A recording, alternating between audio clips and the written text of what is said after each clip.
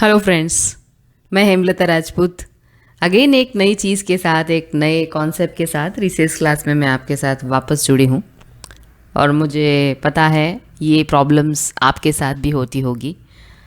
मैं उन स्कूल्स की बात कर रही हूँ जहाँ पे गर्ल्स एंड बॉयज़ दोनों साथ में पढ़ रहे हैं, और जहाँ पे टीचर्स को सबसे बड़ी प्रॉब्लम ये आती है कि किस बच्चे के साथ किसको बिठाया जाए। एंड ऑन एन एवरेज ये ऑब्जर्व किया गया है कि सही कई बार तो बच्चे एक दूसरे के दोस्त इतने अच्छे होते हैं तो उनको ऐसा लगता है कि मुझे इसी के साथ बैठना है, चाहे वो गर्ल्स हो या बॉयज़ हो।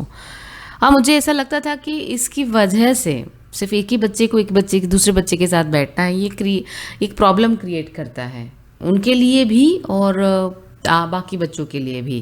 बिकॉज इतना अच्छा एक्सपोजर का मौका होता है और वो सिर्फ एक या दो फ्रेंड्स बना के बैठ जाते हैं। तो मैंने अपने क्लास का एक नया रूल बनाया था। नया रूल इन द सेंस, मैंने हर बार वो चीज़ इस्तेमाल की और मेरे दिमाग में था कि अब एक साल मिलता है आपको जहाँ पे आप इतने सारे बच्चों के साथ कनेक्ट होते हैं। हर साल एक नया क्लासरूम होता है, आपको नए बच्चे के साथ में नए स्टूडेंट्स के साथ एडजस्ट करना होता है। तो क्यों ना आप उन सभी बच्चों को जाने पहचाने और एक अच्छे से अपनी मेमोरीज लेके जाएं। बट बच्चों को ऐसा नहीं होता है, बच्चों को ऐसा होता है कि मैं अपने इसी फ्रेंड्स के साथ रहूं। अच्छी आदत है, बहुत अच्छा है, होना चाहिए, बेस्ट फ्रेंड्स होने चाहिए। बट मेरा ऐसा मानना था कि पूरा क्लास जितने बच्चे पढ़ रहे हैं एक दूसरे के साथ कनेक्टेड रहें। So I usually change their place. बहुत फ्रीक्वेंटली मंथ में एक बार मैं चेंज करती थी और कोशिश करती थी कि पहले तो मैं उनकी सोशियोमेट्री जान लूँ कि उन बच्चों का कंफर्टेबल जोन किस बच्चे के साथ है।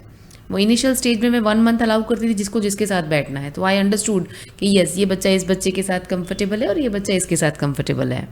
And then I note down कि भाई अब मुझे जो क्लासरूम का जो सिस्टम चेंज करना है वो कैसे करना है। Then I have fix the time that month के स्टार्टिंग के फर्स्ट वीक में, फर्स्ट या सेकेंड या थर्ड डे को क्लासरूम का, या तो मंथ के एंड में हम लोग कोशिश करेंगे कि ये प्लेस चेंजेस हो जाएंगे। और मैं पहले से बता देती थी। इसमें होता क्या था, जिस दिन मैं प्लेस चेंज करती थी तब बच्चे बहुत ज़्यादा ऑफेंड हो जाते थे इनिशियल स्टेज में, क्योंकि मेरे पास 11th में बच्चे आते थे तो उनका दूसरा क्लास होता था। 1 मंथ तो मैंने सबको बैठने दिया था पर बाद में बैठने में नहीं देती थी।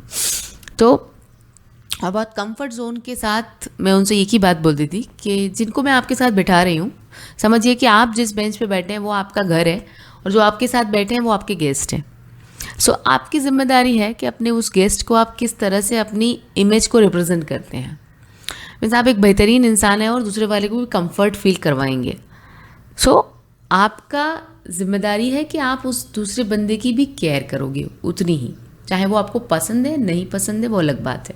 पर जो भी आप 1 मंथ इनके साथ बैठने वाले हो तो आपकी मेजर रिस्पॉन्सिबिलिटीज़ है कि आपकी तरफ से कोई कंप्लेन उनको नहीं होनी चाहिए और उनकी तरफ से आपको नहीं होनी चाहिए। आप एक दूसरे के लिए गेस्ट हो।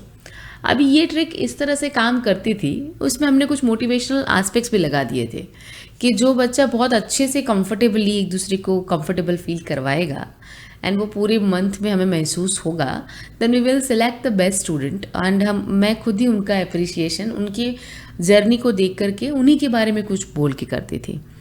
तो ये ज़्यादातर बच्चों को 2-3 महीने के बाद पता चलता था कि अच्छा ये प्रोसेस इस तरह से जाएगी।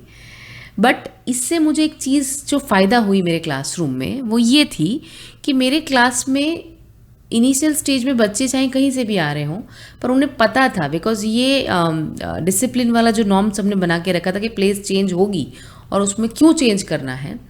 तो उससे फ़ायदा ये होता था, बच्चों को पता था, कंडीशन होती थी कि इस क्लास में अगर हम जाएंगे तो इस तरह से प्लेस चेंज होने वाली है और मैडम हमें किसी एक के साथ तो पूरे साल नहीं बैठने देने वाले हैं। And still they will enjoy a lot. मेरा ये काम था कि उनकी डिस्कम्फर्ट कहीं से भी ना हो। फ़ायदा ये भी रहता था कि बच्चे सिर्फ 1 या 2 लोगों को फ्रेंड नहीं बनाते थे, पूरा क्लास एक दूसरे से इतना घुल मिल जाता था आफ्टर 3 to 4 मंथ्स कि हर बच्चा एक दूसरे के लिए इम्पॉर्टेंट होता था और वो क्लास बहुत डिफरेंटली नज़र में आता था आपको क्लासरूम में। एंड एक टीम वर्क की तरह वो क्लास काम करने लगता था। तो इसमें 2 फ़ायदे होते थे। एक तो बच्चे का कंफर्ट जोन अपने एक ही फ्रेंड से ना रह करके बाकी बच्चों से भी अलाइन होता था। उनकी जो एक आदत थी कि मेरे लिए तो यही बेस्ट फ्रेंड है, उस आदत से, उस कंडीशनिंग से वो बच्चा निकल पाता था। एंड फाइनली वो अपने रिलेशन कैसे मेंटेन करने हैं वो कहीं ना कहीं थोड़े थोड़े करके सीख रहा था।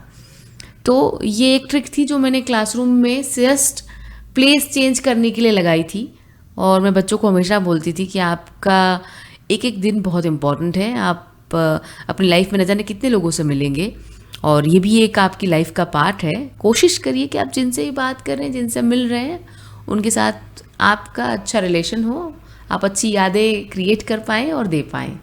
और इससे ही आपको बहुत कुछ सीखने भी मिलेगा और आपको मज़ा आएगा। एक्सप्लोर तो करिए। और सच में बहुत अच्छे से बच्चे एक्सप्लोर करते थे।